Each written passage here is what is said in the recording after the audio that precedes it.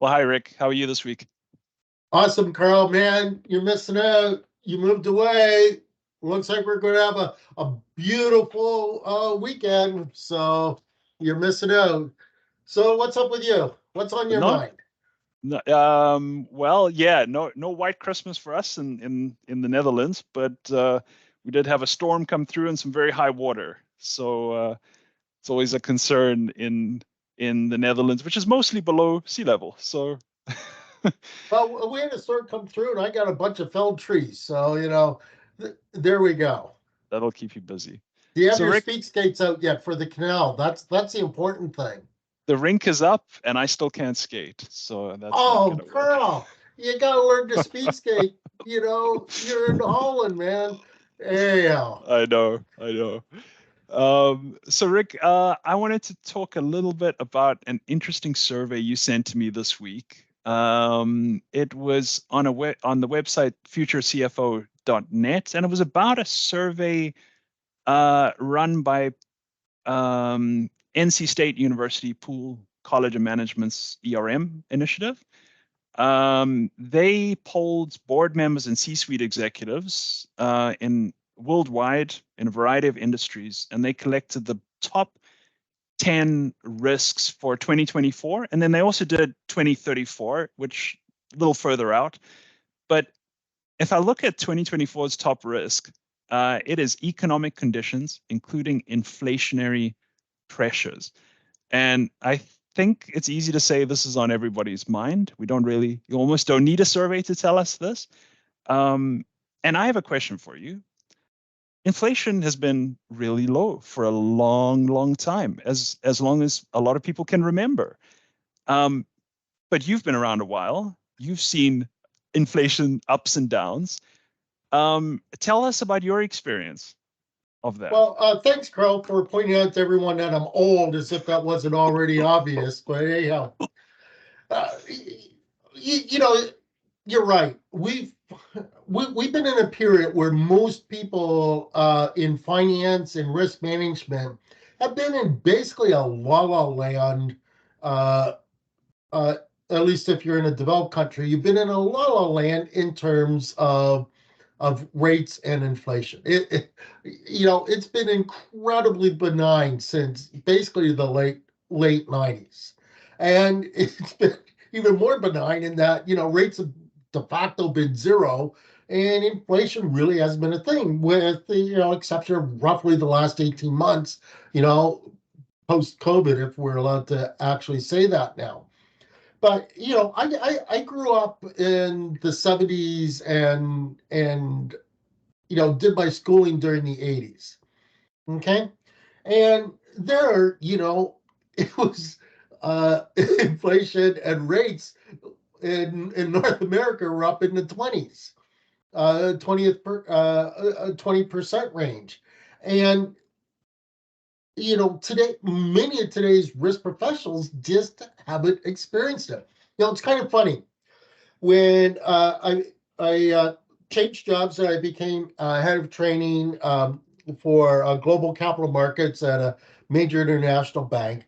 And the first thing that the C-suite want me to get everyone up to speed on and develop training initiatives for was rate and inflation history, which I did going back to the 1800s. And there's many resources for this. Maybe when you post this, we can post a little Excel movie that's done by a professor in the US that's called the interest rate movie. It's fascinating to watch this as it shows the yield curve through time, and you can see how unbelievably benign of a period we're in. I'll see if I can dig that up. But the thing is uh, the vast majority of risk professionals have simply not been through uh, an inflationary environment, much less hyperinflationary environment. Plus, they've been through an incredibly benign period. And one of the problems is we may or may not be going through a paradigm shift on that. We're going through, I believe, a couple of different paradigms, but that's another topic for another time. With some of the other items in the poll, some of the other items in the risk poll highlight.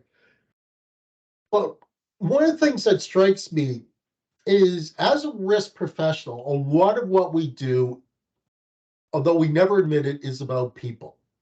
And basically, you've got to experience the fear and greed in order to actually appreciate it. If you just, we can all do the math, okay? And I kind of say the math is basically the ante to get into the game. Math, woohoo, okay? But it's the experience of this inflation that leads to understanding. And you've got a unique experience with inflation. You've got a unique story to tell. Yeah, that's true. Being from Zimbabwe and immigrating to North America at 18, I got to see the beginning of the hyperinflationary period in Zimbabwe. And I mean, the inflation number, uh, I don't recall exactly, but it was something. It's one of the worst in a non-wartime period, rivaling kind of Germany in the, I think, post First World War, where they were carrying buckets and wheelbarrows full of cash to buy a loaf of bread. I never did that in Zimbabwe, but you know, I some of the behavioral stuff you were touching on that. People's minds change about things. The way they make decisions and purchases completely shifts in that extremely fast inflation. So prices at stores, like stores would shut down at lunchtime, and all the prices would go up, and they would open the doors, and there'd be new prices in the same day. And so everybody wants to shop in the morning because they're going to get cheaper prices. Everybody makes purchases a lot faster because yeah, their money's just not going to be worth as much, right? If you get paid, you've got $100. If you don't spend it fast, it's worth $50 tomorrow and $25 the next day. So we haven't experienced that in a long time. Inflation has been very benign. It's been under 2% for a very long time. Um, Everybody thinks it's going to go back to that period. I think we're seeing that in the markets a little bit, but that's not necessarily the case. We discussed 2 weeks ago Peter Zihan's video about how capital might be a little more scarce in the next few decades because so many retiring people are liquidating their assets, turning it into cash and annuitizing it, and driving up the cost of capital and raising inflation as a result. So I think it's going to be a little bit of a surprise to people that have, for the last 20 years become used to this very benign period. And the one other thing you made me think of is, this has an effect on politics as well. Um, People start thinking with their wallets, with their pocketbooks, as they used to say. They start listening to candidates and parties that focus on inflation, cost of living, affordability, and everybody's hearing these terms again and again and again because they make such good campaigning tools for whichever party is using them. So it's an interesting time. I think you're right that we're going into a new paradigm, and it's going to be a fascinating next few years, I think.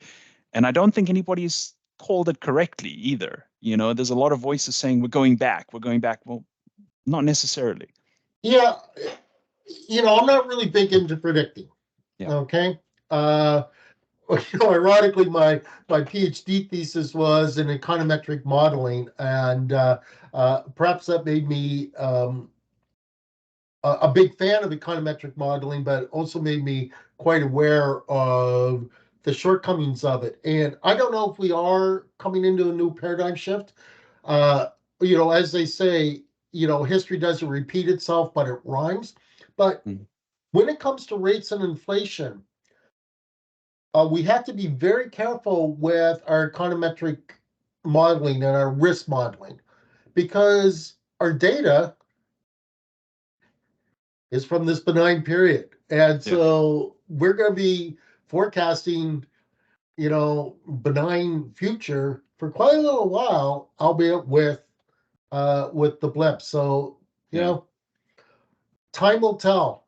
It's interesting though, uh, get experience however the heck that you can, and experience about, as you say, the emotional side of money and how people make money, or feel about money, feel being the operative word.